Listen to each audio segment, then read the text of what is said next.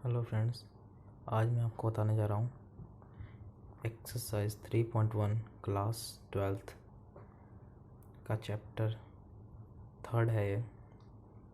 और इस वीडियो में मैं सारे ही क्वेश्चन कवर करूँगा। तो इससे पहले जो मैंने एक बेसिक वीडियो डाली हुई है उसको ज़रूर देखिएगा। उसको देखने के बाद ये आप हो सके तो पूरा अपने आप ही कर लो। तो फर्स्ट क्वेश्चन देखते हैं। फर्स्ट क्वेश्चन क्या कह रहा है, इन द मैट्रिक्स हमें कोई दिया है, ये इसके एलिमेंट्स दिए हैं सारे। हाँ, और इसको राइट करना है, मतलब कि 3 क्वेश्चन आपको दिए हैं। पहला, the order of the matrix, मैंने बताया बेसिक में ऑर्डर ऑफ मैट्रिक्स क्या होता है, नंबर ऑफ ऑर्डर कैसे निकालते हैं। और फिर दूसरा क्वेश्चन है द नंबर ऑफ एलिमेंट बताने हैं। फिर right the element A13, A21, A33, A24, A23। तो ये क्वेश्चन सॉल्व करने के लिए सबसे पहले मैंने पहला लिया। तो सबसे पहले देखते हैं कॉलम कितने हैं। तो आपको पता होना चाहिए 1 2 3 4। हमारे जो ये हॉरिजॉन्टल जो होते हैं वो हमारे रो होते हैं, और वर्टिकल जो होती हैं वो हमारी होती हैं कॉलम होती हैं। तो रोज़ इसमें कितने हैं, 1 2 3 रोज़, एंड कॉलम कितने हैं 4, 1 2 3 4। तो ये हमारा ऑर्डर क्या हो गया, 3x4, या फिर इसे बोलते हैं 3/4। ओके, तो पहला क्वेश्चन हमारा हो गया सॉल्व। एंड देन सेकंड देखते हैं। सेकंड मैंने आपको पहले ही बताया इसका ट्रिक कि आपको अगर जब एलिमेंट पूछे ना, नंबर ऑफ एलिमेंट, तो आप इसको गिन लिया करो, काउंट कर लिया करो, 1 2 3 4 5 6 7 8 9 10 11 12। इसमें 12 एलिमेंट हो गए, तो ये 12 आंसर इसमें लिख सकते हैं। लेकिन इसका फॉर्मूला भी है। इसको आप जो ये ऑर्डर आया है ना, ऑर्डर पेयर जो आए हैं, इसी को आप ऑर्डर मैट्रिक्स जो आए हैं इसी को आप मल्टीप्लाई कर दीजिए, तो ये हमारे क्या हो जाएंगे, नंबर ऑफ एलिमेंट हो जाएंगे। अब इसमें देखिए एक और बहुत इंपॉर्टेंट चीज़ पूछी है, राइट द एलिमेंट A13। ये सारे जितने हैं ना, इसके क्या बताए हैं हमें, एलिमेंट प्लेसेस बताने हैं, इस प्लेस पे कौन सा एलिमेंट आएगा। तो A13। तो सबसे पहले तो मैंने बेसिक में इसका एलिमेंट का प्लेस कैसे लिखना है वो मैंने बता रखा है।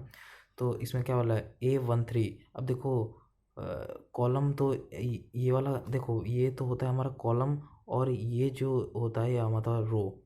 तो पहला क्वेश्चन हमसे क्या कह रहा है कि A1 पे है कॉलम एंड 3 पे हमारा क्या है, 3 पे है कॉलम, 1 पे हमारा क्या है, रो। तो 1 पे हमारा कौन सा है, रो, एंड 3 पे कॉलम। 1 एंड 3 ये आ रहा है मेरा, ये यहाँ पर थर्ड प्लेस पर। तो यहाँ पे थर्ड प्लेस पे क्या है, 19 है। 19 है ना थर्ड प्लेस पे, तो हमारा आंसर क्या हो जाएगा, 19। अब देखते हैं A21, 2 रो एंड 1 कॉलम, 2 1 ये रहा, 2 1 2। ये हमारा कहाँ आ रहा है, यहाँ पर 3 5। तो ये हमारा क्या हो जाएगा, 3 5 हो जाएगा। ऐसे ही A33 हमारा क्या है, ये हाँ है, तो ये इस पे हमारा क्या है, -5। तो हमारा क्या हो जाएगा, -5 हो जाएगा। A24 कहाँ है, A24 यहाँ पे है, तो ये हमारा क्या हो जाएगा, 12 हो जाएगा। ऐसे ही इसको सॉल्व करना है।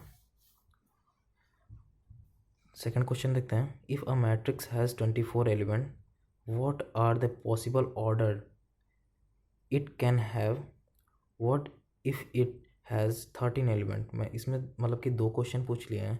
इसमें पहले में पूछ रहा है कि 24 एलिमेंट जो हैं उसमें कितने ऑर्डर होंगे, ये कितने ऑर्डर होंगे, ये ऑर्डर पूछा था ना, ये जो ऑर्डर ये कितने बनेंगे, 24 में कितने ऑर्डर बनेंगे। तो देखते हैं, 24 6 4 जा 24 होता है, 4 6 जा भी 24 होता है, 24 इंटू 1 भी 24 होता है, 1 इंटू 24 ये भी 24 होता है, 12 2 या 24 होता है, 2 12 या 24 होता है, 8 3 या 24 ही होता है, 3 8 या 24 होता है। तो ऑर्डर पेयर हमारे कितने हो जाएंगे, ऑर्डर पेयर कितने हो जाएंगे, 1 2 3 4 5 6 7 8।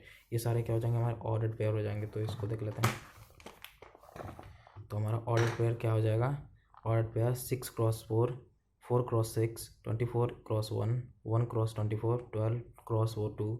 ऐसे ही हमारे क्या हो जाएंगे, वो ऑर्डर पेयर हो जाएंगे। अब देखो इसमें एक और क्वेश्चन आपसे पूछा था कि 13 एलिमेंट के कितने ऑर्डर पेयर बनेंगे। तो 30 एलिमेंट के कितने ऑर्डर पेयर बनेंगे, 2 ही ऑर्डर पेयर बनेंगे, बस 2 ही ऑर्डर पेयर बनेंगे। एक है 30 इंटू 1 और एक 30 into 2, 31 into 1 into 13 and 30 into 1, 2 ही बनेंगे ऑर्डर पेयर। और कितना हो मल्टीप्लाई कर दो 13 नहीं आने वाला है, तो ये हमारे क्या हो जाएंगे, बस ऑर्डर पेयर हो जाएंगे। अब सेम ऐसा ही क्वेश्चन थर्ड भी है, तो इसको भी आप सॉल्व कर ही लोगे। इफ़ अ मैट्रिक्स है 18 एलिमेंट, इसमें हमें क्या दिया है 18 एलिमेंट दिया है, और इसमें एक और क्वेश्चन पूछा है 5 एलिमेंट का। तो 18 एलिमेंट का पहले निकालते हैं। 18 एलिमेंट 18 × 1 18, 1 × 18 18, 9 में 9 9 2 जा 18 भी होता है, 2 9 जा 18 भी होता है, 3 6 जा 18 होता है, 6 3 जा 18 होता है। तो order pair possible order pair क्या हो जाएंगे, 18 × 1 1 × 18 9 × 2 2 × 9 6 × 3 3 × 6, ये हमारे क्या हो जाएंगे, ऑर्डर पेयर हो जाएंगे। ऐसे ही 5 का निकालना है। सेकंड क्वेश्चन 2 क्वेश्चन इसमें दिया ना, तो 5 का एलिमेंट का भी निकाल लेंगे। 1 × 5 5 × 1, तो इसका हमारा क्या आ जाएगा ऑर्डर पेयर। इसका भी क्या आ जाएगा 1 × 5 एंड 1 × 5 एंड 5 × 1, ये गलत हो गया, 5 × 1, ये हमारे क्या हो जाएंगे, पॉसिबल ऑर्डर मैट्रिक्स आ जाएंगे। अब फोर्थ क्वेश्चन देखते हैं, कंस्ट्रक्ट 2 × 2 मैट्रिक्स। मतलब कि 2 × 2 हमें ऑर्डर दिया है, इसको हम क्या करना है, कंस्ट्रक्ट करना है। किस फॉर्म में, A = IJ। IJ जो होता है हमारे जनरल फॉर्म होती है। आई हमारा जो होता है वो होता है रो, ये जो आई होता है हमारा होता है रो, बताता है विच रो, कौन से रो में बिलोंग करता है, और जे हमें क्या बताता है विच कॉलम, कौन से कॉलम में बिलोंग करता है। एलिमेंट आर गिवन बाई, देखो ये हमें क्वेश्चन दिया है, इसमें बस आपको 2 × 2 का ये जो हमने ये बनाया है, जैसे हमें बोला है ना 2 × 2 का बनाना है, किस फॉर्म में बनाना है, 2 × 2 का बनाना है, और किस फॉर्म में बनाना है, AIJ के फॉर्म में बनाना है। इस फॉर्म में हमें बनाना है 2 × 2 का। अब देखो पॉसिबल कितनी वैल्यू होंगी, 2 हमारे पास रो है, 2 कॉलम है, तो 2 रो एंड 2 कॉलम, तो A11 A21 एंड A22 ये हमारे पास क्या होंगे, पॉसिबल वैल्यू होंगी। अब इसी की जगह ये जो हमें क्वेश्चन दिया है ना, ये इसी को सॉल्व करके इसमें रख देना है। तो सबसे पहले हम निकालते हैं A11 का, तो A11 का हम निकालेंगे तो आई की वैल्यू की जगह हम 1, क्योंकि यहाँ पे 1 है, तो आई की वैल्यू की जगह 1, एंड जे की वैल्यू की जगह हम क्या रखेंगे 1। अब इसका हमने बोला है होल स्क्वायर करने के लिए, होल स्क्वायर करेंगे और इसका आंसर आ जाएगा 2। फिर ऐसे इसको सॉल्व करेंगे, 1 + 2 3 हो जाएगा, फिर 3 का स्क्वायर 9 और फिर ये हो जाएगा क्या 9/2। फिर ऐसे ही इसका भी निकालेंगे 9 2 1, और इसका भी हो जाएगा ये सेम ऐसे ही A22 का निकालेंगे, आई की जगह 2 एंड जे की जगह 2, इसका स्क्वायर करेंगे 2 2 4 4 4 जा 16, 2 टाइम 2 8 जा 16 8 टाइम। अब देखो अब हमें क्या बोला, मैट्रिक्स बनाना है। अब देखो इसका मैट्रिक्स क्या बनेगा, इधर बनाता हूँ, तो पॉसिबल मैट्रिक्स हमें क्या मिलेगा,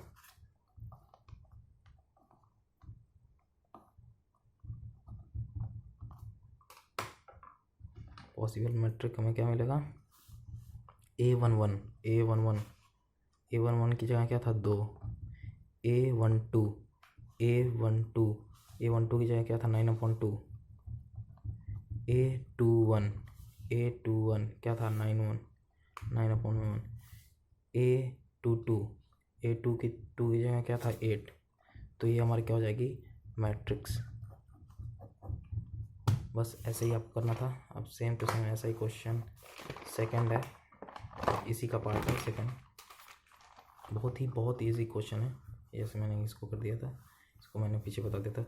अब इसी तरह आपको ये वैल्यू दे रखी है, और इसी तरह कितने जो 4 वैल्यू निकालनी है, A11 A12 और A21 एंड A22 का। ऐसे ही 1 की जगह 1 आई है, यहाँ पे जे है, यहाँ पे 1 की जगह 1 एंड 2 की जगह 2।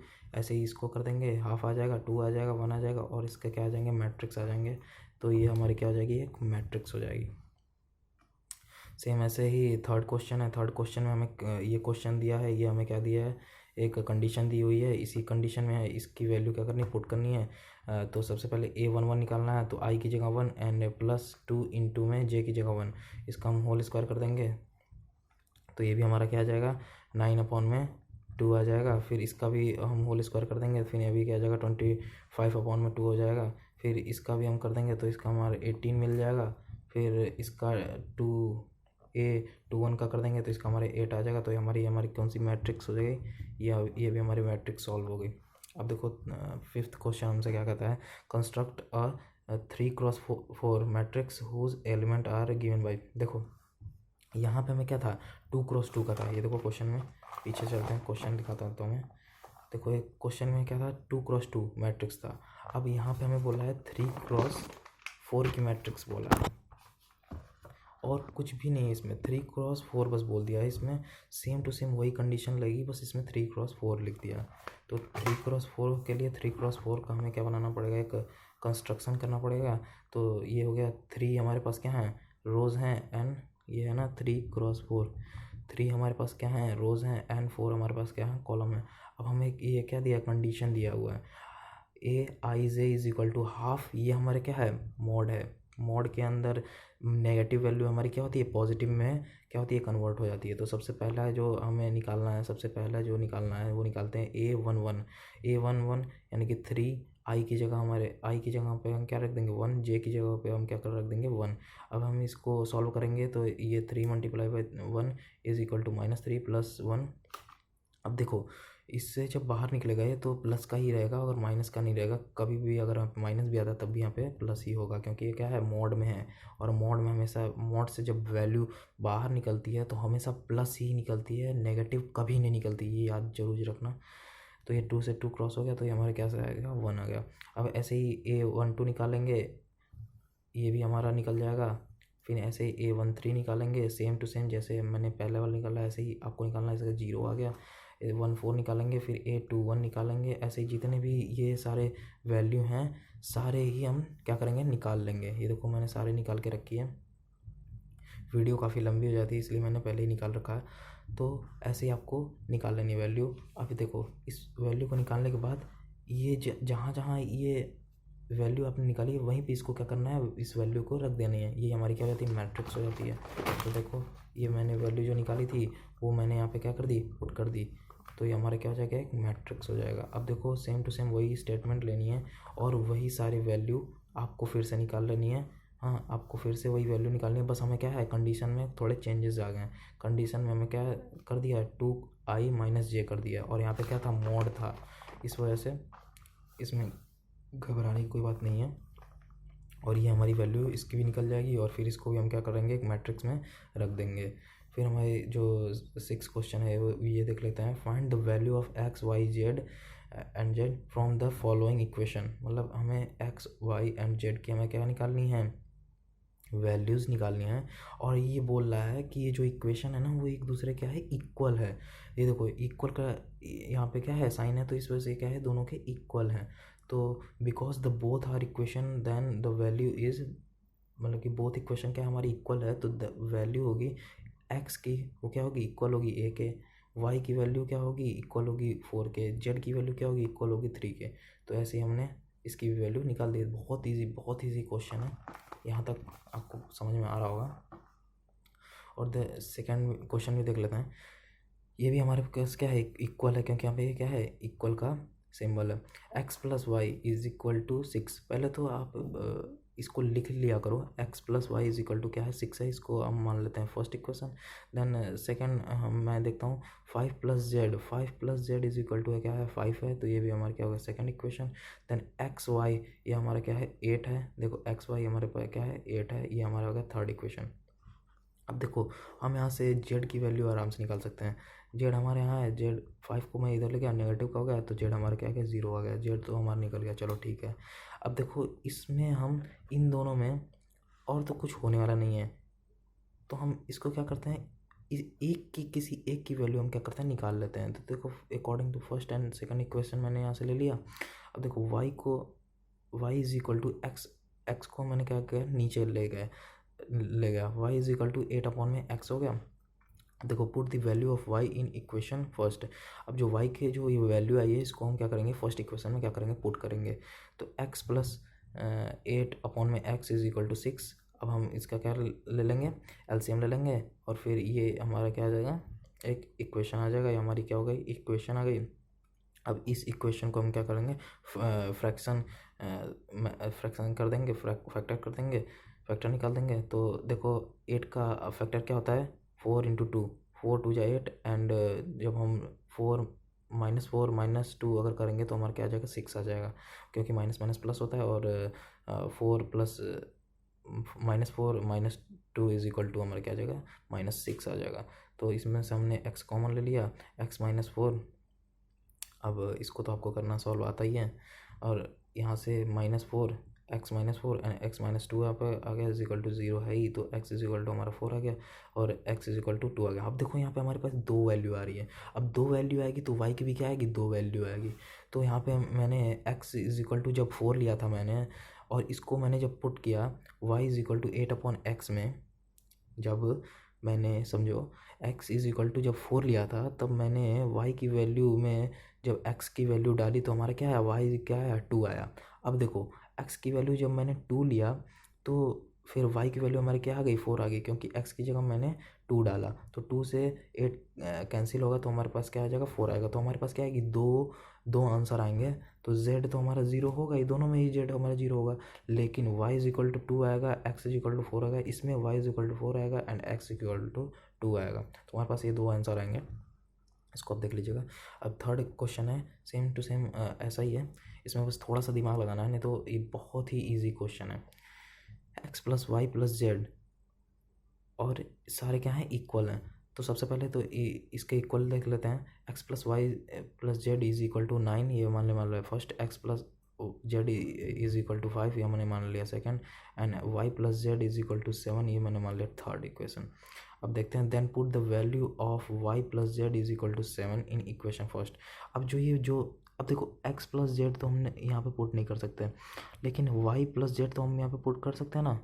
सोचो, अगर हम यहाँ से x प्लस जेड यहाँ पे पुट तो नहीं कर सकते हैं, लेकिन y प्लस जेड अगर यहाँ पे मैं पुट करता हूँ तो हमें x की वैल्यू आराम से निकल जाएगी। तो इसी तरह मैंने सोचा, तो और फिर y plus z is equal to 7, इसमें क्या किया, पुट कर दिया। फर्स्ट इक्वेशन में क्या किया, पुट कर दिया। अब देख लेते हैं आगे। तो x प्लस वाई जगह y प्लस जेड की जगह मैंने 7 पुट किया, तो 7 इधर आएगा, तो हमारा क्या जाएगा, x इज इक्वल टू हमारा आ गया 2। अब ऐसे ही सेकंड जो हमारा था इक्वेशन, उसको निकाल लेते हैं। x plus z is equal to 5, यहाँ पे x की जगह 2, तो हमारे क्या आ जाएगा, z इज इक्वल टू 3 आ जाएगा। ऐसे ही हम y की वैल्यू निकालेंगे, y plus z is equal to 7, z की वैल्यू यहाँ पे 3 आ गई थी, 3 इसमें पुट करेंगे तो y इज इक्वल टू हमारा क्या आ गया 4। अब हमारा देखो इसके इक्वल आ गया ना, देखो 9 इक्वल है 9 के, 5 इक्वल है 5 के, 7 इक्वल है 7 के। तो इससे हमें ये पता चलता है ये जो है ये इक्वल है। अब देखते हैं 7 क्वेश्चन।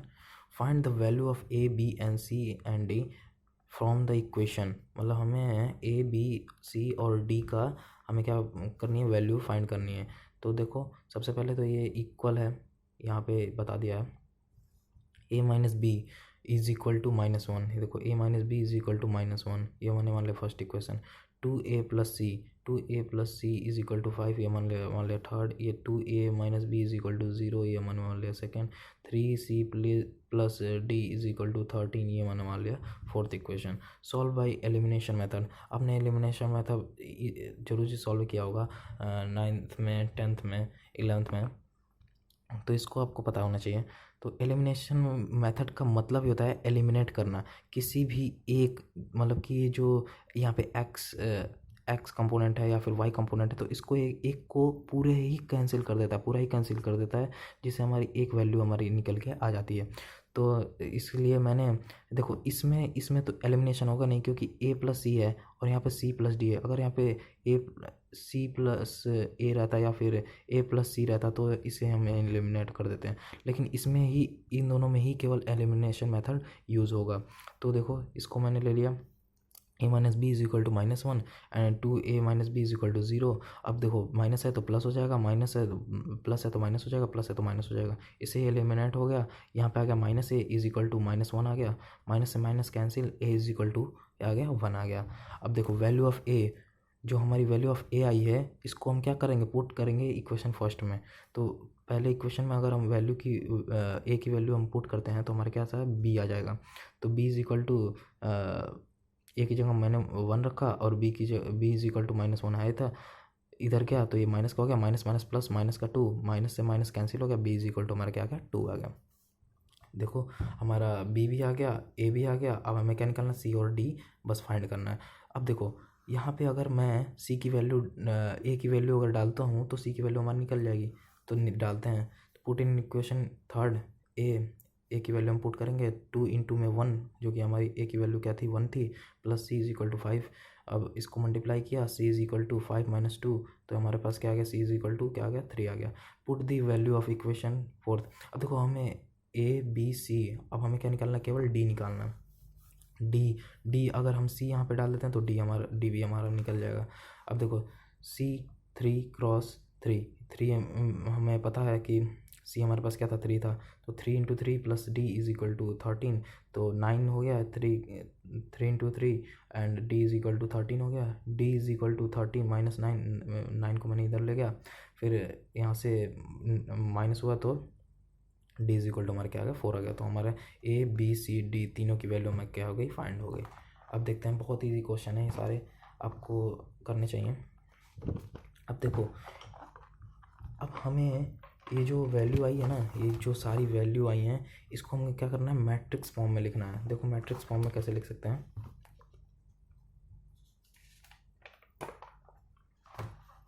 ये देखो, ये देखो,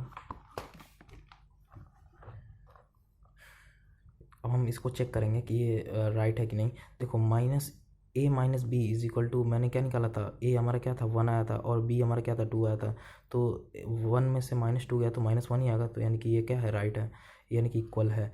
अब देखो a 2 into a minus b is equal to 2 into 1, यानी कि ए हमारा क्या था 1 था, बी हमारा क्या था -2 था, तो हमारा क्या आ जाएगा 2 माइनस 2 इज इक्वल टू क्या आ जाएगा 0 आ जाएगा। तो ऐसे ही हमें क्या कर सकते हैं, चेक कर सकते हैं। अगर ये दोनों इक्वल होते हैं तभी हम इसी को हम क्या कहते हैं, इक्वल मैट्रिक्स कह सकते हैं। अगर एक भी एलिमेंट से इक्वल नहीं है तो उसको हम इक्वल मैट्रिसेस नहीं कहेंगे। अब देखते हैं एट्थ क्वेश्चन बहुत ईजी है, इसको देख के घबराना मत, बहुत ईजी है ये भी। ए इज इक्वल टू, ये मैंने कॉन्सेप्ट बताया भी है बेसिक में, तो इसलिए प्लीज़ बेसिक जरूर देख लीजिएगा। अब ये देखते हैं, ए हमें कोई मैट्रिक्स दिया है, ए नाम से है, ए इज इक्वल टू ए आई जे, आई जो होता है हमारा रो बताता है, मैंने कई बार बोल दिया है, और जे हमारे क्या बताता है, कॉलम बताता है, और एम क्रॉस एन, जिसमें एम हमारा बताता है रो एंड एन बताता है कॉलम। अब देखें, इज अ स्क्वायर मैट्रिक्स क्या होता है, स्क्वायर मैट्रिक्स मैंने बता रखा है आपको। हाँ, जिस भी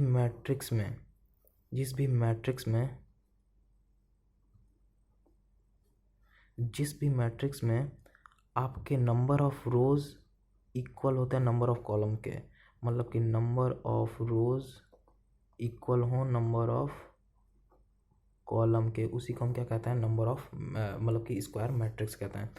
तो m is equal to n हो तभी हम उसको क्या कहेंगे, स्क्वायर मैट्रिक्स कहेंगे। तो इसमें हम सीधा दिख रहा है m is equal to n, यही हमारा क्या हो जाएगा, राइट आंसर हो जाएगा, because number of rows is equal to होते हैं नंबर ऑफ कॉलम के, तो ये हमारा क्या हो जाएगा, स्क्वायर मैट्रिक्स हो जाएगा। बहुत ही क्वेश्चन था। 9th क्वेश्चन देखते हैं, which of the given value of x and y make the following pair of matrices equal। अब आपको ये बताना है मैट्रिसेस जो हैं x एंड y की वैल्यू पहले फाइंड करनी है। पहले तो इसकी x और y की वैल्यू फाइंड करनी है, और इसको बताना है कि ये मैट्रिक्स जो हैं, ये दोनों जो दिए हुए मैट्रिक्स, ये क्या इक्वल हैं या नहीं है, यही आपको बताना है। तो सबसे पहले तो ले लेते हैं matrix 3x + 5 is equal to 0, ये हमारा क्या हो गया, फर्स्ट इक्वेशन हो गया, ये हम मान लेते हैं फर्स्ट इक्वेशन। फिर y minus 2 is equal to 5, ये हमारा क्या हो गया, सेकंड हो गया। और y + 1 इज इक्वल टू 8, ये हमारा क्या हो गया, थर्ड हो गया। And 2 minus 3x is equal to 4, ये हमारा क्या हो गया, फोर्थ इक्वेशन हो गया। अब इस इक्वेशन को सॉल्व किया मैंने, 3x - 7 इधर आ गया, x इज इक्वल टू -7/3, ये हमारे पास एक x की वैल्यू यहाँ पे आ गई, y की वैल्यू एक यहाँ पे आ गई। इसको भी सॉल्व करोगे तो यहाँ पे x की वैल्यू -2/3 आ जाएगी, एंड y की वैल्यू यहाँ पे 7 आ गई। अब देखो आप, यहाँ हमारे पास y की वैल्यू तो दो सेम आ रही हैं। देखो y इज इक्वल टू 7 यहाँ पे भी आ रहा है, y इज इक्वल टू 7 यहाँ पे भी आ रहा है, यानी कि y की वैल्यू तो ठीक है, यानी कि इक्वल मैट्रिक्स है। लेकिन देखो x की वैल्यू जो है वो है डिफरेंट आ रही है। देखो -7/3 और यहाँ पे आ रही है -2/3। अब इसी को हमें क्या करना है, चेक करना है। तो सबसे पहले कंडीशन देखते हैं, x इज इक्वल टू जब -7/3 रखते हैं तो देखते हैं क्या आता है। तो जहाँ जहाँ x की वैल्यू है वहाँ पे हम क्या रखेंगे, -7/3। तो देखो सबसे पहले यहाँ पे रख के देखा मैंने -7/3। तो 3 इंटू -7/3 प्लस 7, तो 3 से 3 कैंसिल, तो यहाँ पे आ गया क्या, 0। यानी कि 0 तो इसके इक्वल आ रहा है, 0 तो है, 0 तो सही है, चलो ठीक है। अब देखो y तो हमारा इक्वल है ही, तो यहाँ पे देखो y हमारे पास क्या था, y +1 था, तो y हमारे पास यहाँ पे क्या आया था, 7 आया था। 7 + 1 8, यानी कि 8 यानी कि ये भी क्या है, इक्वल है। अब यहाँ पे रखते हैं x की जगह, यहाँ पे था ना 2 - 3x, तो 3x की जगह -7/3 रखा, तो 3 से 3 कैंसिल हो गया। अब देखो यहाँ पे आ रहा है -24 और यहाँ पे आ रहा है 4, तो ये हमारा इक्वल मैट्रिक्स है, नहीं है, क्योंकि एक वैल्यू हमारी क्या कर रही है, एक एलिमेंट जो है वो मैच नहीं हो रहा है। तो ये क्या है, not equal, because 2 - 3x not equals to 4। बस ये हो गया। अब दूसरी कंडीशन देखते हैं, क्योंकि हमारे पास x की वैल्यू 2 आई थी, तो इसको देखते हैं। तो 3 इंटू -2/3, x की जगह मैंने -2/3 रखा, प्लस 7। अब देखो यहाँ पे आ गया 5, ये तो पहले ही बता रहा है, ये तो इक्वल हो गई नहीं, तो यहाँ पे लिख सकते हैं not equal, because 3x + 7 is not equals to 0। तो ये भी हमारी क्या है, मैट्रिक्स इक्वल नहीं है। लास्ट क्वेश्चन हम देखते हैं, इसका एक स्टेटमेंट लिख देंगे जो अभी 9th क्वेश्चन था। So the option B is right, जो ऑप्शन बी है उसमें राइट है, नॉट पॉसिबल टू फाइंड। तो ये हमारा क्या हो जाएगा, राइट हो जाएगा। ये ऑप्शन वाले मल्टीपल चॉइस क्वेश्चन है थे। अब देखते हैं 10th क्वेश्चन। 10th क्वेश्चन बहुत ही ईजी है। The number of all possible matrix of order 3x3 which each entire of 0 and 1, मतलब कि आपके पास 3x3 का क्या है, एक मैट्रिक्स है। तो हमारे 3x3 का मैट्रिक्स यानी कि 3 रोज एंड 3 एलिमेंट, ये हमने क्या किया है, डैश डैश से रिप्रेजेंट कर दिया है।